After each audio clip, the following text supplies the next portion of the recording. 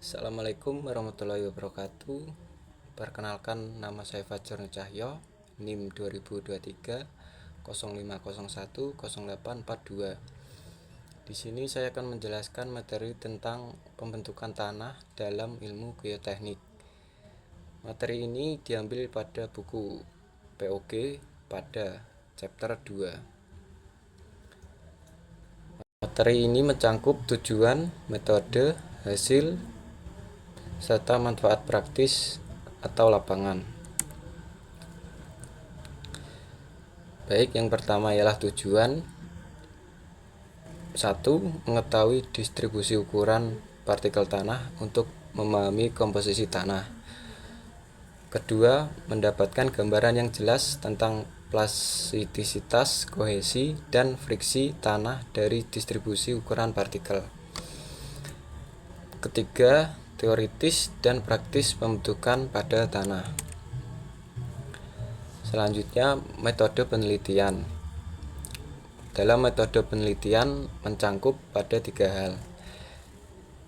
Pertama, observasi lapangan, yaitu bertujuan untuk mengetahui karakteristik tanah yang cocok untuk aplikasi teknik, sipil, dan geoteknik.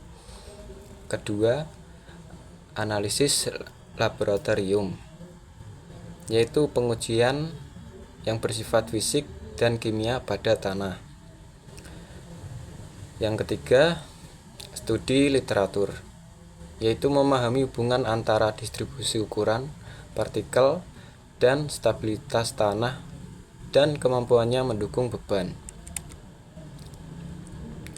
Selanjutnya, metode pengujian.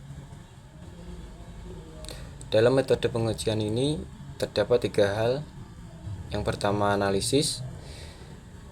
Analisis yang digunakan ialah analisis sayakan dan hidrometer untuk mengukur distribusi ukuran partikel tanah. Kedua, perhitungan, yaitu perhitungan CU dan CC untuk menentukan apakah tanah tersebut well graded atau poorly graded. Yang ketiga ialah kurva. Menggunakan kurva untuk distribusi ukuran partikel agar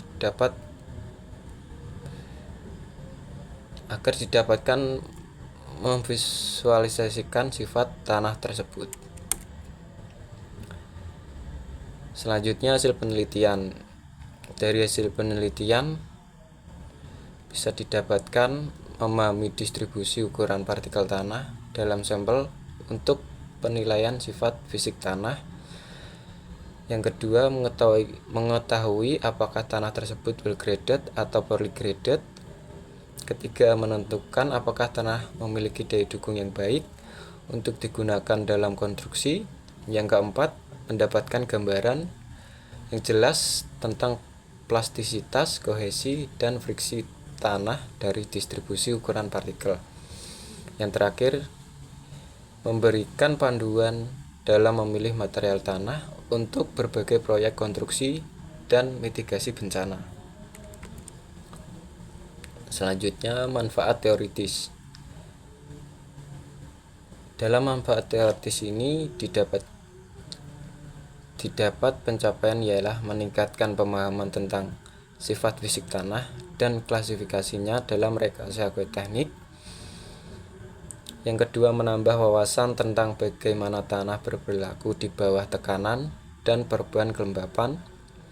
Yang ketiga, memberikan dasar teori dalam pengelola material tanah untuk aplikasi teknik.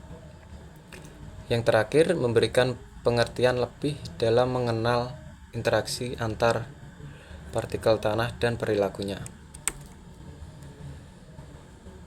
Selanjutnya, manfaat praktis. Yang pertama, peningkatan konstruksi. Peningkatan konstruksi ini terdiri untuk membantu desain fondasi, analisis kestabilan lereng, dan sistem drainase di lapangan. Yang kedua, konservasi tanah, yaitu memberikan dasar dalam memilih material tanah untuk proyek konstruksi. Yang ketiga, pengembangan. Pengembangan ini memfasilitasi perencanaan yang lebih efektif dan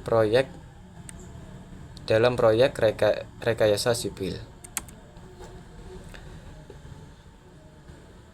Yang terakhir, kesimpulan.